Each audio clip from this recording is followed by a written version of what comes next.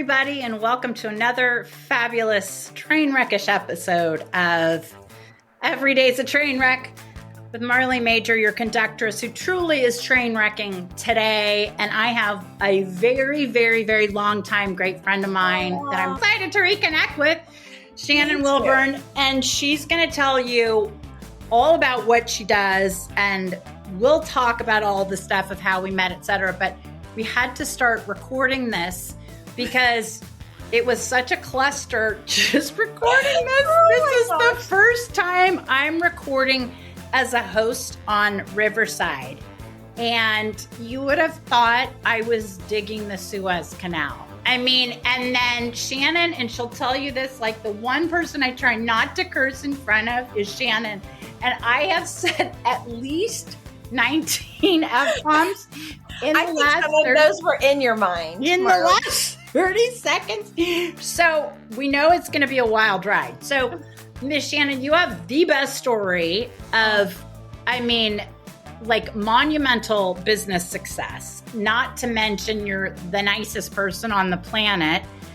And then you kind of cashed out and are coaching and yes. But, you know, as with every train wreck story, it's not all as easy as it seems.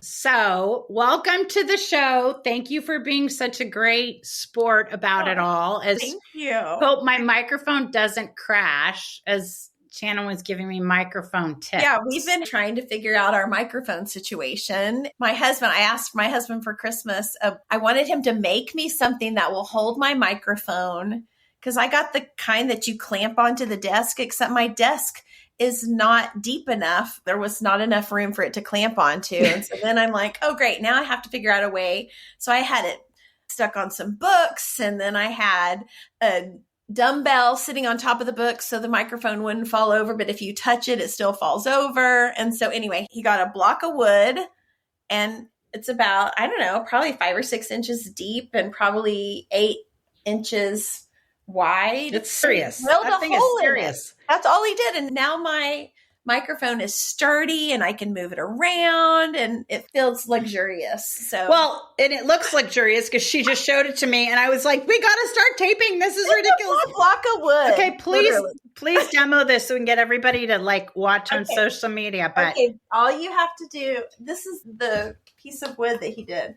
This used to have a clamp on it right here. And it literally was clamped onto some books with a big dumbbell sitting on top. And all he did was drill a hole in this piece of wood. And it just sticks down in there like that. But I mean, yeah. And it actually looks like a sanded piece of wood and everything. It was old. He had some, honestly, I think this is old, like barn wood. We have a barn. And so it was scrap wood, but he keeps every piece of scrap wood. A man after my own heart, just saying. Might need it. So, yeah, that's 100% how we are. Well, as we're doing this and I'm watching my microphone teeter towards me, it's just like waving like the devil with me, that it's just absolutely priceless. So we're going to hope for the best. And other than doing a podcast training, tell what your podcast is called and people can listen to it. Yep. I'm the co-host of a podcast called the Franchise Leaders Forum Podcast. Jesus, Mary Joseph, that sounds very serious. The Franchise Leaders Forum Podcast. Yes, it's a mouthful for sure. Okay, and what do you talk about franchising. How to successfully have a franchise. Yeah. So most of our guests so far, we just started it in July of 2024. So we're pretty new and it's an every other week podcast, and we interview, I'm going to say the who's who of franchising. Oh, wow. She comes out with it like misshumble.com, by the way. No, I cannot believe these people say yes when I ask. Well, anybody'd say yes to you, but like, why do you think that is? Because that's kind of a curious thing. I think probably because I have relationships with a lot of them, because I've been in the space for over 20 years. Yeah. And so it's not like a stranger. Yeah. It's, at some point my relationship list will be, doubtful. Well, no, No, you're too kind. I'm actually not. Remember, I live in California and like, we don't even know nice people barely like you, right? So this is, yes. It's some people that I have sat at the feet of for years, and getting to have them on the podcast. And the host of the podcast, her name is Tracy Panase. Yeah. And she is actually the owner of Just Between Friends. Oh, surprise. Yep. You're giving us a perfect lead in. I love it. And so she said, Shannon, I want to do a podcast. And she's been in franchising for as long as I have, or maybe even longer as a franchisee of a couple of different brands. Yeah. But she had not sat on the franchisor side until the last couple of years. And so I have the relationships in the space. Yeah. And they're so good and so rich with advice and knowledge and giving back. The industry as a whole is very, very giving. And it's not like I have a secret and I'm not going to tell you. It's like, here's how I did it. It worked for me. I hope it'll work for you. And so there's lots of advice giving and storytelling when we interview founders, or we interview C-level executives or vendors in the franchising space. The goal is that it will help those coming behind. I love it. Okay. Yeah. So perfect intro. Tell us your story. Okay. Quick. How long do we have? You got as long as you need, because it's a good story. And you guys who are listening, they probably know a little bit better than any the devoted followers that I'm a numbers girl. Like, it is not easy here in the land of nuts and berries where it's all big hat, no cattle, et cetera, et cetera. Not a lot kind of impresses me. As far as numbers go, I'm just like, yeah, okay, whatever. I had to keep asking about your numbers. Because I was like, her sales are what? Like, that one over there, like that little snuggler, isn't she married to the pastor? She's the pastress or whatever. That one. That's right. Like, what happens? I don't know. Like, a female pastor wife is a pastress. So like that sweet little one is sitting over there with Adrian, like all these like little Tulsa. Like, excuse me? I was like, Marley, I just call myself entrepreneur. Okay. Well, let me tell you, there's so much we can learn. So I just want to tee this up that I did not bring to you guys some, $50 hooker here. This is a multi gazillionaire pastress. Okay. So pastress, jump in. Okay. So when I was 12, my dad got sick. He was CFO of an oil and gas company. And this is important. He was doing very, very well, but he got sick with multiple sclerosis. And my twin sister and I, we had been used to driving to Dallas. We lived in West Texas. We would drive to Dallas, have a shopping spree. We'd come home and put clothes in our closet that had tags on them for as long as, it was just, we didn't know we were living the life because we were 12, but we were living the life. Have you seen Landman? Yeah. And he got sick and went on disability, and our life changed. My mom went to work. My mom had put my dad through college. And so our life changed. Wow. We moved to a rent house. We sold the brand new custom home that we had built around an atrium. I had my own room and bathroom at the age of 12. My sister did too. We sold both of the brand new cars that were in the driveway. We moved to a rent house, and my mom went to work. So our life changed. But because my dad was CFO of an oil and gas company, he's an accountant by nature. Yeah. He said, okay, girls, you have this amount of money to spend on clothes this year. You can spend it all in January, or you can make it last. But when prom time comes around, or when sports come around and you need a cleat or you need a prom dress, don't come to me if the money's gone. And so we learned very quickly that we needed to find a way to shop for the things that we liked. And so we were introduced to consignment shopping. Okay. That's a huge piece, because I was like getting really enraptured with the story, because there's that show, Landman, or I think it's called like I haven't Landman. Seen it yet. You've got to see it, because by the way, you just described their life and this girl. So when you're like, and we would go to West Texas, and I'm just like, oh my God, she's a pastress and a land woman. I need to watch it for sure. You totally have to. But the other thing that was, got distracted for a little bit thinking, Coco Serio, my daughter, like, are you listening to this? Okay. Anyway, keep going. My little high maintenance bougie situation. Yes, but you know what? I totally understand entitlement. We could have a whole episode on entitlement. So I got my PhD in entitlement, so I'd love to do it. I feel entitled way too often, and I don't like how it comes across. Oh, well. But anyway, back to learning about consignment shopping. I started shopping consignment in junior high. When I went to college, continued shopping consignment. When I got married, continued shopping consignment. When I had children, I started shopping consignment for my children. I married a youth pastor. He was a youth pastor at the time, and that was not a vow of poverty, but kind of. And so we had to continue stretching our dollar. So this was not Joel Osteen. You did not marry Joel Osteen. No, I did not marry Joel Osteen. Okay, keep going. Yeah.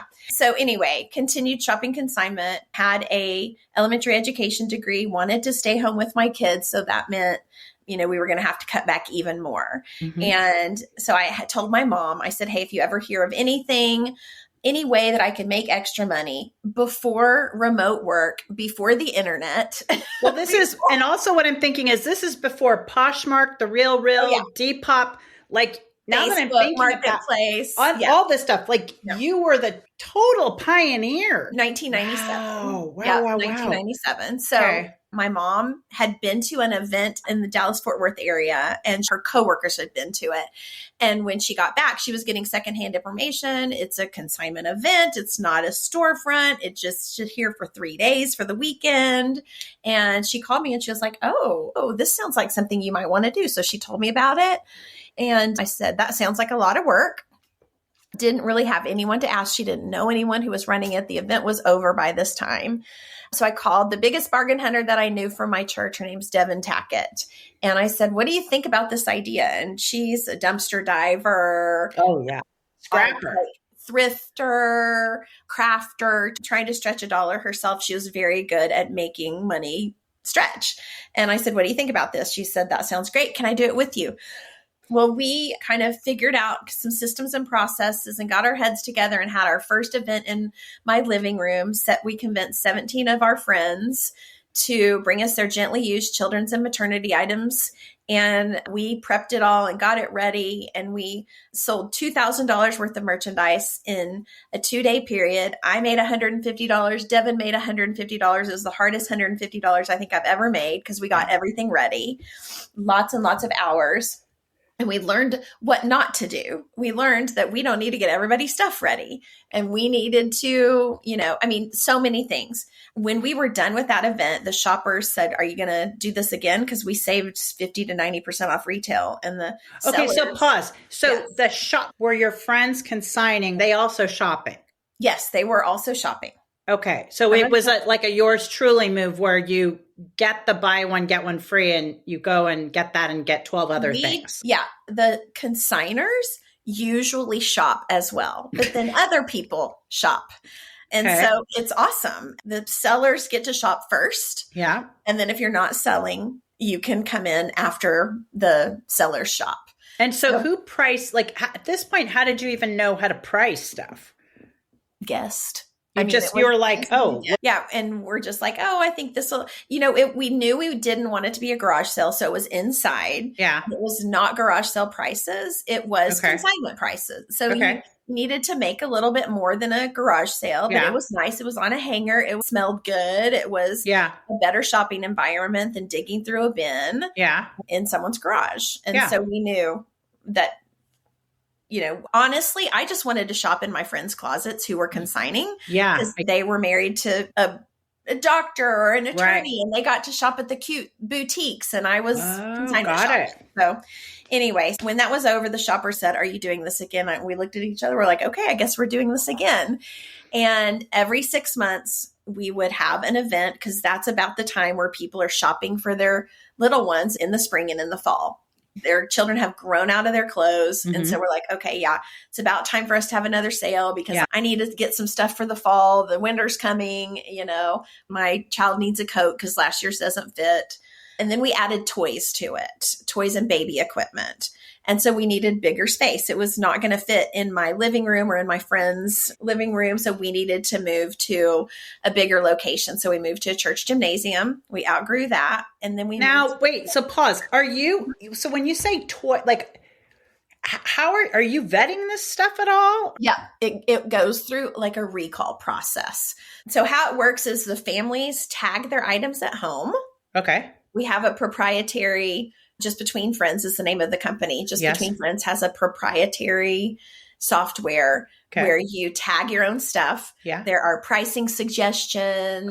They tag it all at home, print it out, affix it to each item with your name, with a barcode. We know who it belongs to. Yeah. But back then we were just writing on index cards. We're like, okay, this is consignor number 52. Yeah. And now your consignor number has like 11 letters and numbers mixed. And it's like crazy. Wow. Yeah. But it's funny because I live in Tulsa, Oklahoma, and some of the local people were like, it's very pride.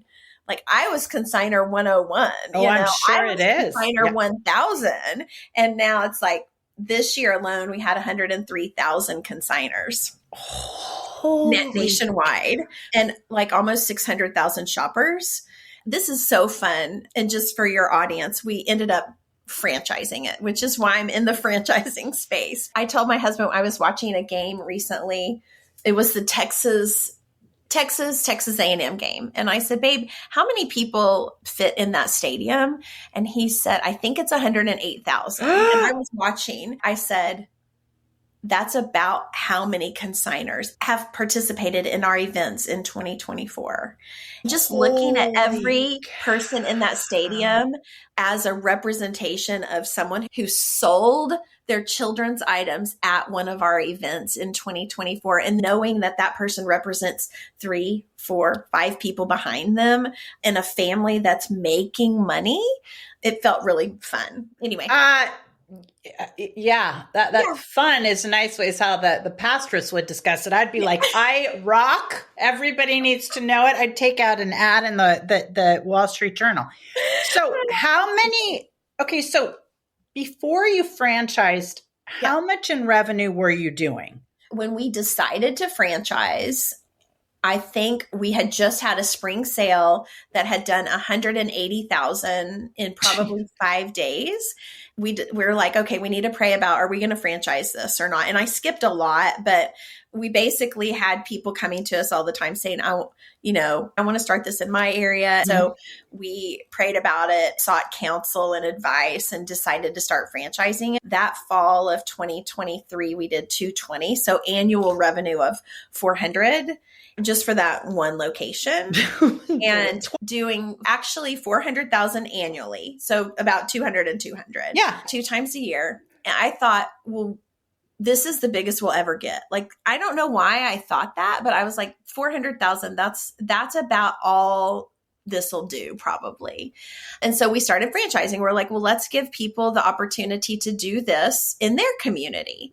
But what happened was we started continuing to grow year over year over year. The franchise system grew while the Tulsa location continued to grow. So I'll bump forward to we're franchising. You and I met in 2009, right? Yeah. Maybe. Spark and Hustle. Yep. Spark and Hustle. Tori Johnson. Yeah. Right around then. Yeah. That's where we met. And we kind of went on tour together. Yeah. Oh, for sure. Because remember, there was like the OG group. Yeah. And Cindy was right. Group, Cindy Morrison and Adrian. Yeah. Yep. And April Frank. Oh, and yes. I still follow so many of those people that spoke at those things. Totally. Because we were like in the trenches together. I mean, what people don't get is this Spark and Hustle tour. We were like on a schedule. 9 different cities. Yes. And you would commit to the cities and you'd fly in and some of my biggest like supporters these days from the business stuff are still like, I remember you from Spark and Hustle. There were like it was basically a 2-day event with about 200 women entrepreneurs in every city. And so Marley and I got to speak at this event. That's right. We weren't just groupies. We were actually speaking. I forgot to say that. That's huge. Okay. Yeah. So in 2009, tell everybody kind of what your numbers were. We were franchising. I don't know what our system-wide sales were at that time. Well, I can tell you. Oh, I have no idea. In 2009, Like 12.5 million or something crazy. And that's system-wide sales. And Girl, when I tell you, I am not easily, I mean, you know this. This is 2009. Yes. Oh, yeah. We sold 30 franchises in 2009 because we were a recession-friendly business. And then we almost went bankrupt in 2010. I bet you didn't know that. I didn't know that, but that's kind of exciting. What happened? So now we get to the train wreck. Okay, yeah. so what happened? This is a train wreck. So in franchising, when you sell too many, you then have to support them until they get open and operating and cash flowing. We added 30 franchises that year, but we did not have the revenue to hire the team to support them. But we still had to support them. So we did have to hire some people and we had to put some more infrastructure in place. And I was like, we're going to run out of money. I was not properly capitalized. That's part of the train wreck. I was not properly capitalized. I was not a business major and didn't understand budgeting and all of the stuff. We just weren't doing it correctly. There were lots of things we were doing well, but budgeting and understanding cash flow and EBITDA, we were not doing that. But we survived. Thank you, Lord. But how did you survive? Like literally, how did you survive? I told people, do not buy a paperclip unless we absolutely need it. Like we were like trying to scrap it together. And then also one thing that was happening, I think we were probably borrowing money from the profitable corporate location. And at that point, let's see, 2011, we decided to reorganize because what would happen is Devin and I were 50-50 partners in the Tulsa business that started in my living room. What about Devin for a minute? Partners in the franchise system. Right. And what would happen was, you look back and you're like, oh man, I shouldn't have done that. Right. Well, but we did, Yeah, because you don't know any better. Yes. Yeah. And so what would happen was the Tulsa sale, which was producing a good amount of cash. Yeah. It would come around. And so all of our focus as founders would go towards the Tulsa sale. Meanwhile, I have, 75 franchise owners over here that are like, we need help. And, we're not able to help them because we're devoting all of our time to this. And I was not delegating and elevating properly at that time. Just lots of things that I should have done differently as a leader. But what happened in 2011 was we decided to reorganize the company. And so Devin took the Tulsa business as her 100% business, and I took the franchise system as my 100% business. And we did that partly for focus reasons. And the Tulsa business at that time was doing 1.4 million. So it had grown from 400,000 to 1.4 in 7 years. Remember how I thought it was capped out? Yeah. Like crazy. Guess what? People have beat my number. Other franchise owners. Like we had someone that is a few $1,000s away from hitting $2 million this year. What? In their locations. In what city? Yeah, Philadelphia. Are you kidding me? No. Now, at this point, is it still like baby clothes and maternity? Is it children's and maternity clothes, toys, and baby equipment? And the average item is $5, Marley. 2 million? Yes. Isn't that crazy? And that's the 50 to 90% off price. If you think about retail, that would be probably $5 to $6 million of retail in 14 days of the year. I'm just like, you guys are going to think my microphone has crashed on me because I am rarely speechless, but I am. Well, the great thing about this is that it's consignment. And so most of that money goes back into the community where the event is happening. It goes back to families, and every location benefits in part a nonprofit. So I actually sold the franchise system in 2022, and why? What was the reason you wanted to do that? So I did not want to do it initially. I knew at some point I will exit because, you need to plan for succession planning. You need to have a plan for all of that. And because how much are you doing at the point where you kind of decided like, I'm going to cash out of the franchise system? Yeah. We were doing 42 million in system-wide sales, but that is But Marley, I want to make sure you understand that's system-wide. I understand what system-wide sales means. Okay, that's 150 locations. I don't give two shit what your clarification is. I am here to be the filter and do not drink her Kool-Aid. That is insane. Well, I want you to know that this year, I think system-wide sales is going to be 55 million. I mean, like, I can't even believe you take my calls. Like, what in the world? But so I'm going to tell you that average unit volume, since you're a numbers person, yes, is, you know what? I don't think I can tell you because I don't think in franchising, we are bound by all the we don't want the sales to go shy of 100 million next year. I don't want to get people in trouble, but that one location is not typical. Like we have someone doing $2 million and then we have someone doing $20,000. Okay. So it's there you go. Yeah, I want to set an expectation. Don't drink her Kool-Aid. That's right. But no, you're saying that's right. And I'm saying, no, I mean, again, thank God I didn't know what I didn't know. I mean, I'd literally be scared, like to reach out. Okay. So what? Okay. So you didn't want to sell. So it's 2022, right? Yeah. Okay. So why did I sell? It's a little bit of a sad story, but I'll just give you a tidbit. Aren't they all? Okay. My husband has 2 types of cancer and 4 autoimmune diseases. And you would not know that he had cancer or was sick or anything like that because he just doesn't show that to people. And so he is everyone's best friend. He's an amazing pastor. But when COVID happened, we knew that if he got COVID, it would not go well for him. Oh my gosh. Yeah. And so we were able to avoid it for about 6 months. But in October of 2020, he got COVID. And within 3 days, he was in the hospital and he was intubated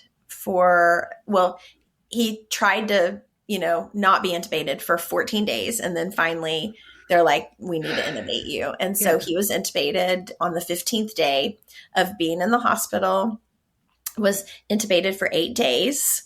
Then they moved him to a step down ICU and he contracted sepsis. He turned septic and he contracted DIC, which is a blood clotting thing that is lethal.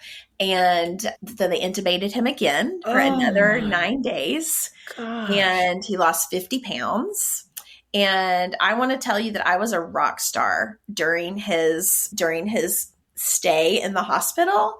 I became Mitch Wilburn's communication manager and I felt like it was my job to make sure family, friends, 2,500 people at church, all the past youth group members around the world, like anyone who ever knew Mitch would know what was going on. So daily I wrote kind of what was going on with him and how they could pray. And we had a saying, we would say, this is a praise. Anything where we have felt gratitude, we would say this is a praise. So this kind of became kind of what I did on a daily basis. Well, when he got to come home, he survived. When he got to come home, I fell apart. And I think it was because I was thinking I was about to sit here in this house by myself as a widow at the age of 52. Jeez. And so it was just mentally difficult. And so I, of course, was depressed and was not doing good. And I called my coach and I said, I want to appoint a new CEO. And he said, Shannon, you can absolutely do that. Because I did not feel like I was being very leaderly. Because I wasn't. I had been absent for 6 months. My executive team was leading the company in my absence while I was taking care of my husband. And then when I came back, I was like, I don't feel like I'm doing a good job because I don't want to work. I want to lay in bed. I want to spend time with my husband. I don't want to think about franchisees and their needs, and I don't want to support them. I don't want to think about the future and innovative ideas for growth opportunities and strategically be thinking. I was like, I'm not there. And so I was like, someone needs to be leading the company. And so I went to my coach and I said, I want to hire a CEO. And he said, you can absolutely do that, but I think you will be doing your company a disservice. And I said, tell me more.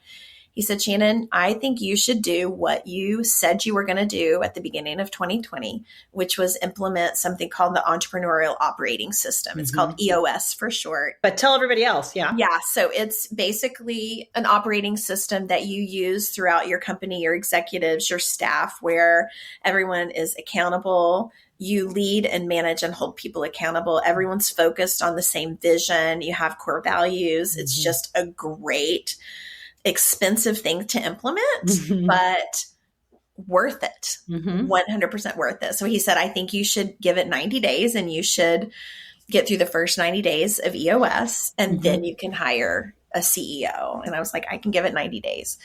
Then I went to the doctor. I got on some medicine and started feeling like myself again and got through the first 90 days. And I'm like, whoa, this is awesome. I have purpose. I'm feeling like a leader again. It's fun to kind of dream for the company for 10 years. But my largest competitor came to me and said, hey, let's talk. Private equity is very active in the franchising world just because it's a recurring revenue model. And so they are, if you've been franchising, if you have 20 or 30 locations, you're probably being approached by private equity and because they would like for you to be able to, invest in you and your company. And then you can take some chips off the table and either stay active or not stay active, depending on the deal. So there was lots of that going on. But then my largest multi-unit franchisee came to me and said, hey, if you're ever interested in selling, I would be interested. And I said, okay, let's talk about that because you're one of the 3 people that I've had in my back pocket as someone who I think could absolutely lead this company. Wow. And she's my largest multi-unit franchisee. Does she have? Pause on that note. Because that's to say there are 3 people in your back pocket. I mean, that's. Yep. Driven. She's a builder. She absolutely fit the core values. She's highly emotionally intelligent. I think I've seen her cry like 3 times and I've known her for like 16 years. Wow. And, she would have an 18-wheeler break down on the way to her sale and it had all her racks in it and all of this. And I didn't even know about it. Like she didn't call me to try and fix her problems. She just true problem solver, like very growth minded and purpose driven. And something she had done, Marley, is she had hired a coach to level up her leadership. And so I could see it over time that she was beginning to, probably the 5 years previous to that, she had started leveling up her leadership in so much so that she was absolutely an influencer and well loved in the space. And it was noticeable. Had you been working with the coach for 5 years? Or more. Wow. Interesting. So you could see it. You could absolutely see it. Interesting. Yeah, absolutely. And now, I'm just so proud of her. So she approached me and said, I might be interested. And I was like, okay, I should probably entertain this because you had at this point the biggest competitor. Yep. And then her, right? And private equity. Oh, so you had 3. That's right. Okay. Got it. Yeah, Keep going. I was not entertaining the competitor and I was not entertaining private equity. So this is not a lesson in how to exit if you want to make the most money. I was just going to say, I'm like, and the reason is because I'd be like, oh yeah, I've got 7 other offers. Okay. Right. Keep going. Yeah. I did not go to market.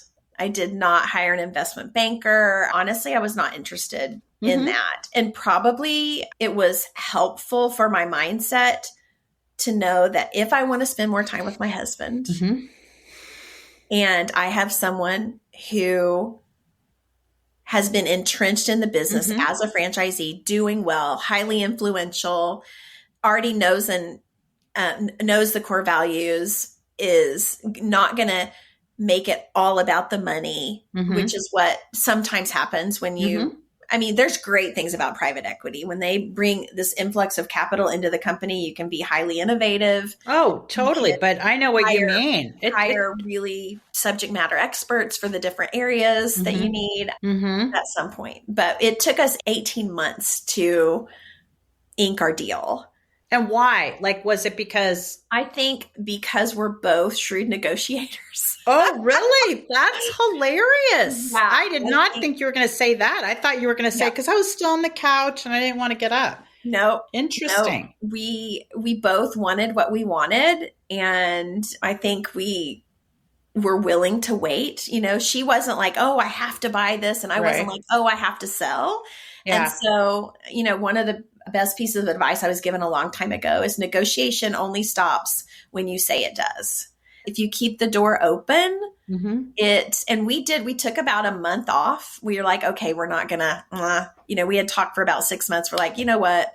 I'm tired about talking about this, and I guess we're not going to get it done. And so we took a month off, and then a month later, we're still like, oh, we have to figure this out. And we didn't get a bunch of attorneys involved. The great thing is I had an advisory board that I had put in place in 2017 of just these really, really like fabulous leaders in franchising. Like I have no idea why they said yes to me to be on my advisory I do, board, but keep going. Yeah. But they all had M&A experience, so mergers and acquisitions experience. So I could just call up, Mary Thompson and like, okay, Mary, this is what we're talking about. This is a term that people usually do in franchising. And, oh, she's offering this, but I'm not sure. And I want to add this in there. Is that something we should do? And so we were like, we can figure this out. And we did. We figured it out. And both of us, I think, one thing is I still get to be involved. And so she is keeping me on for 3 years. So 25 is my last kind of contracted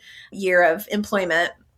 And so I'm the brand ambassador and historian and sit on the board. And, I get to do the podcast with her. She's a fabulous leader. So I hope you get to visit with her and get to know her. I would love to. So anything you would have done differently in hindsight about that? If I would have wanted to make more money, I probably would have sold to private equity. I'm not asking for the total deal. I'm saying, how much do you feel like you might have left on the table? Oh, a lot. Like how much is probably double? Which is, okay, I wish you hadn't said that because now you can't say the number. I'm going to tell you this. I'm going to say how I made the decision on what I would sell it for. Well, I know you did. You talked to Jesus.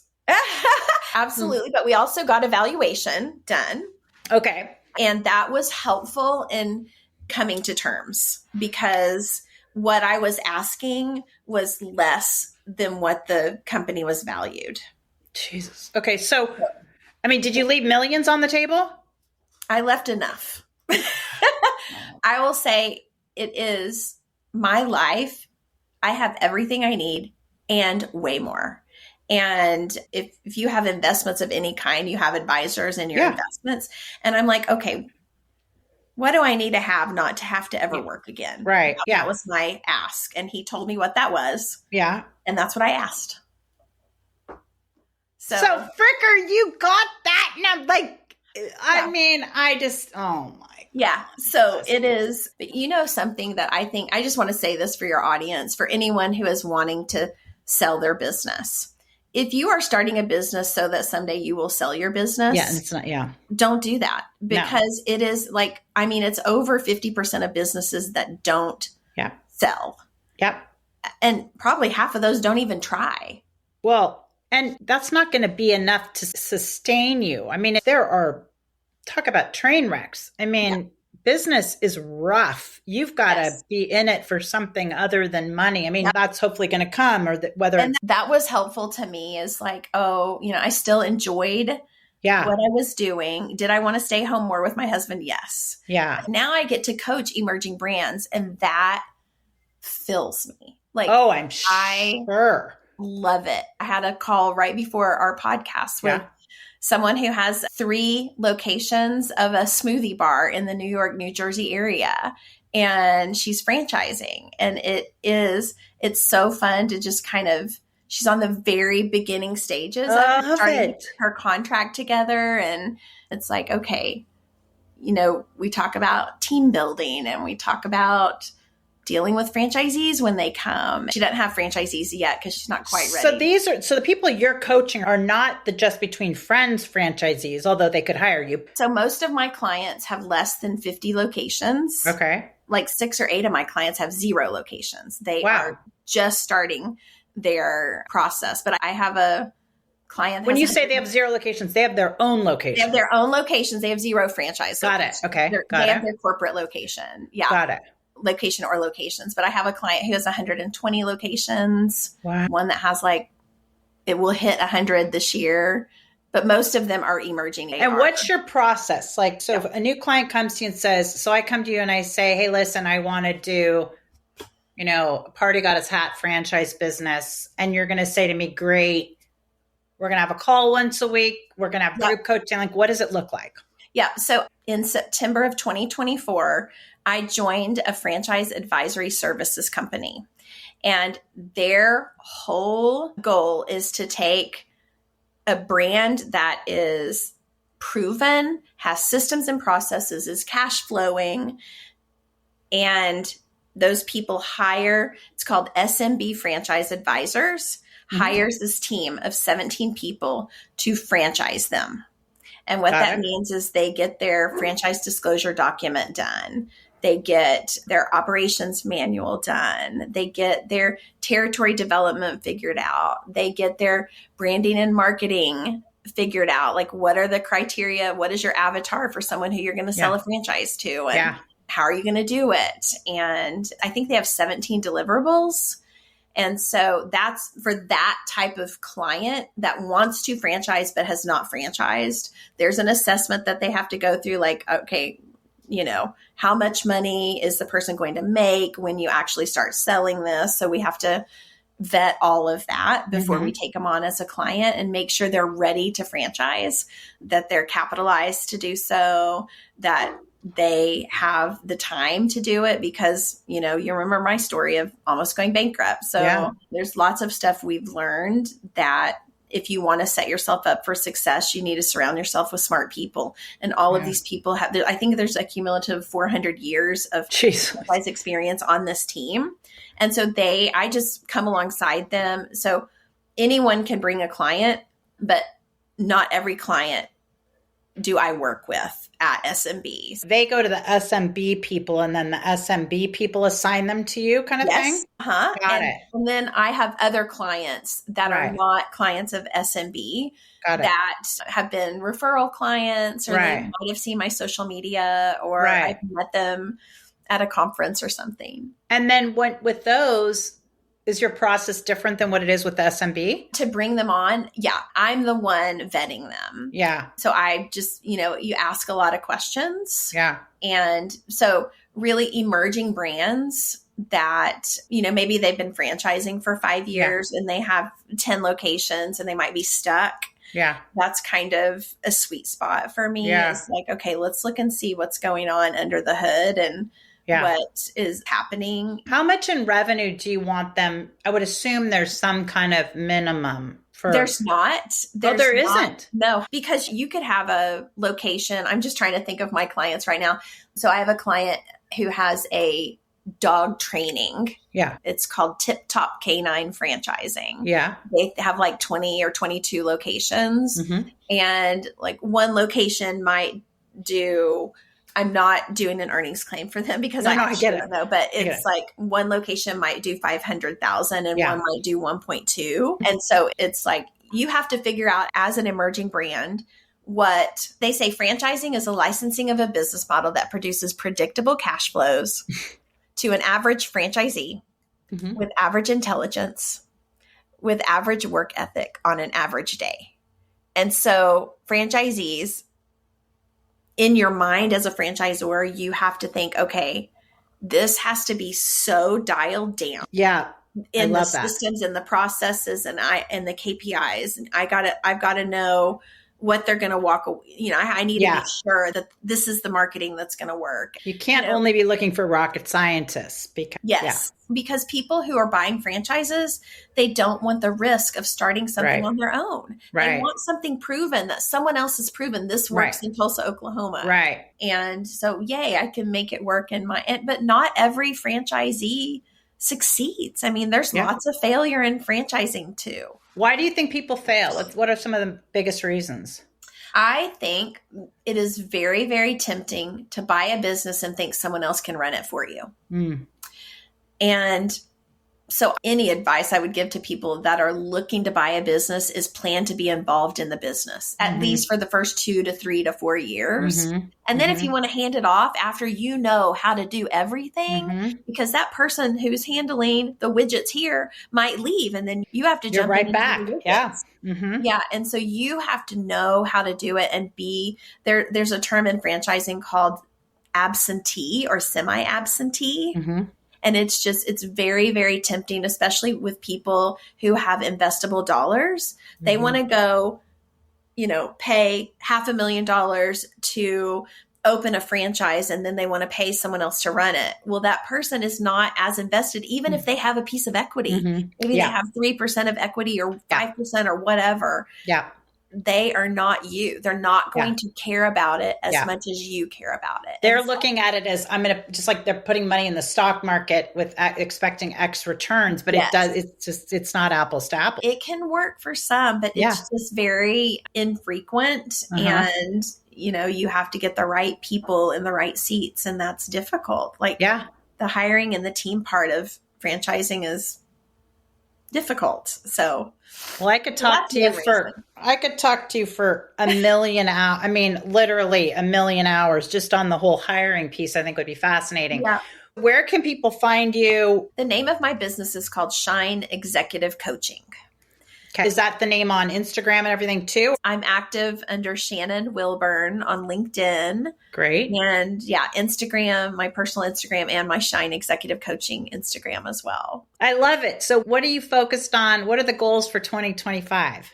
I'm actually having my quarterly meeting with my director of ops this week for us to figure that out. I'm behind. I have not done my goal planning, but I do have my 10-year and my excuse me. Okay, there you go. I've done those. And really my 10-year when I started coaching in 2023 was to have impact on 1,000 entrepreneurs, founders, and business owners. I love it. And I'm doing that through one-on-one coaching and group coaching. Joining SMB to get the franchisor clients is going to help because they have probably 50 or 60 clients every year that they're helping to franchise. Yeah. And then I get to work with the ones that they feel like would be a good fit. I'm not going to be the best fit for someone who has a restaurant brand. How'd you get hooked up with SMB? Called them and I said, I'm a good coach and you need me.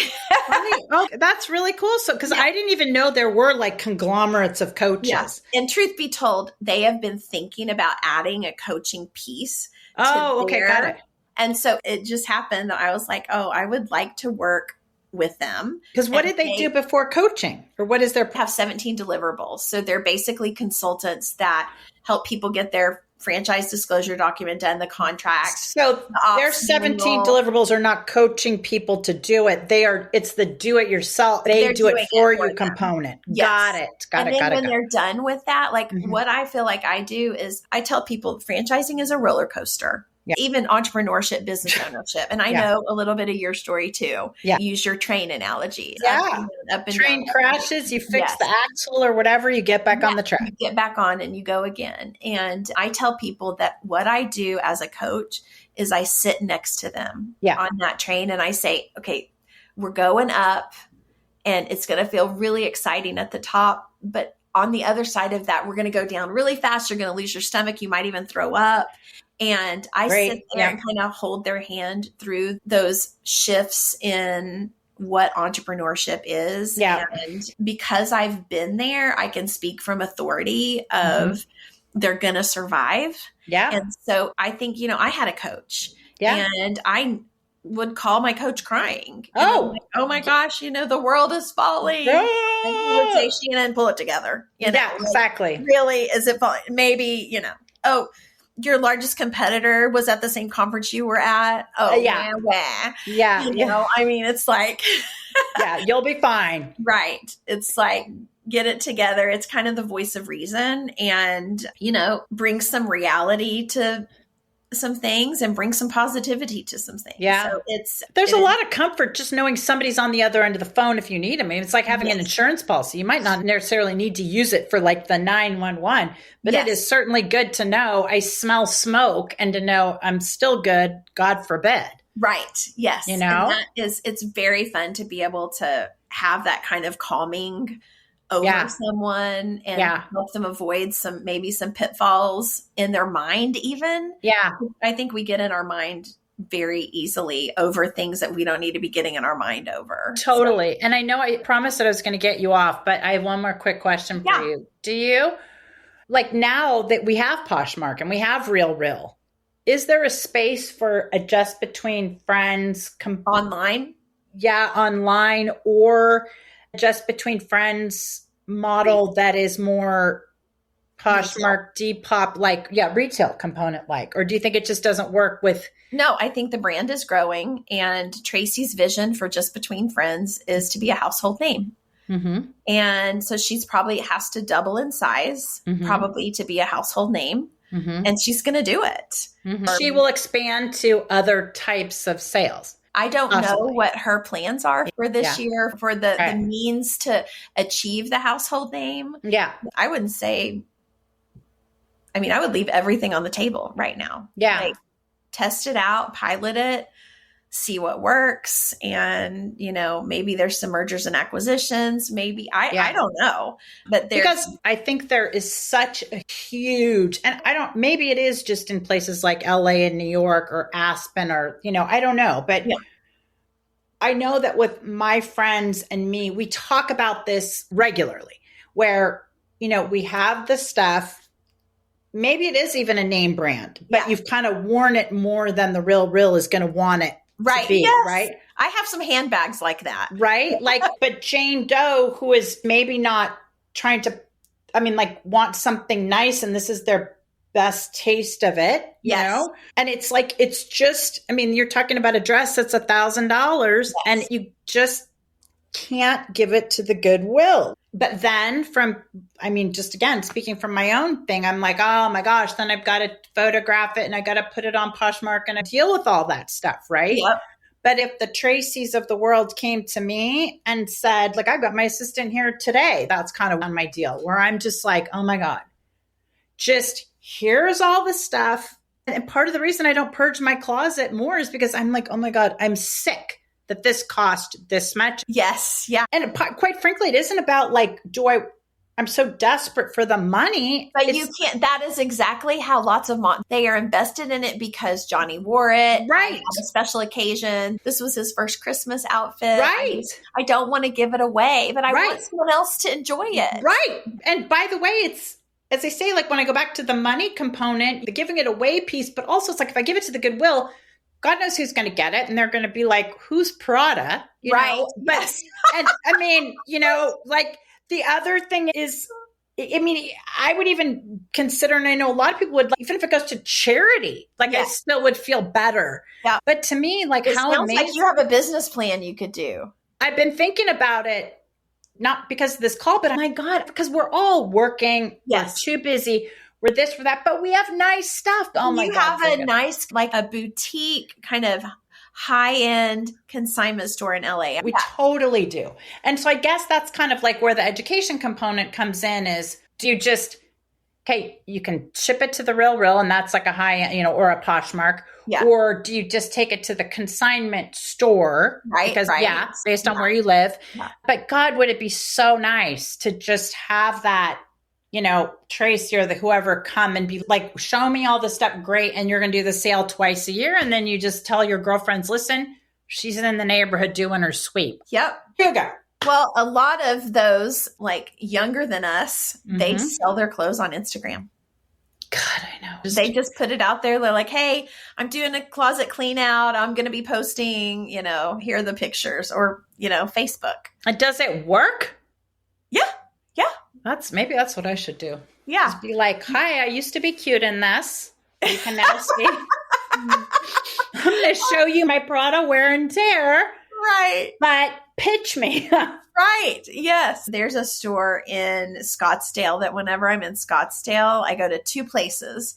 And one is called Last Chance. It's Nordstrom's Last Chance. Ooh. And it is awesome because it's where all of Nordstrom's old, like the stuff that people return, but is still in good condition. Wow. It goes to this place. So you can get Jimmy Choo. You can get any of those. Wait, it's in Scottsdale? When can we meet in Scottsdale? Yes, I would go. I would. Okay, well, the next time you think you're going to go, no joke. That's an easy flight for Mama here. Okay, so that place, but you have to be ready to dig. So if you're dumpsterdiver.com. Yes, here I am. Okay. Yeah.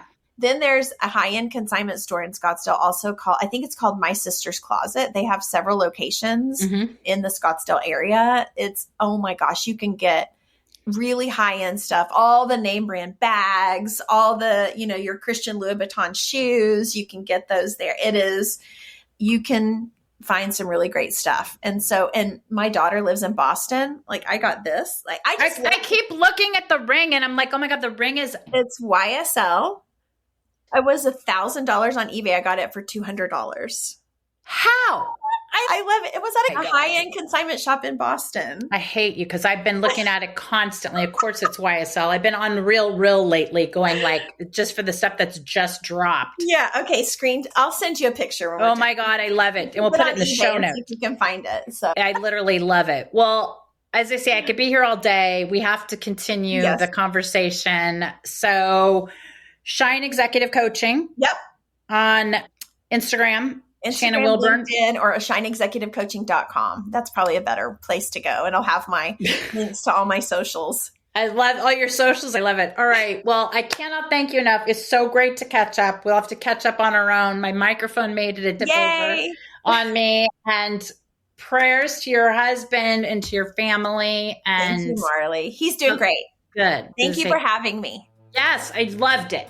I absolutely loved it. All right, you guys. So this is your conductress signing off with the, what was I going to pastoress on Every Day is a Train Wreck. And if you haven't already followed the show, please comment, like it, and wait for the next episode. And go check out Shannon. You'll be very glad you did. Thanks. Okay. Talk to you soon. Thanks. Bye. Bye-bye.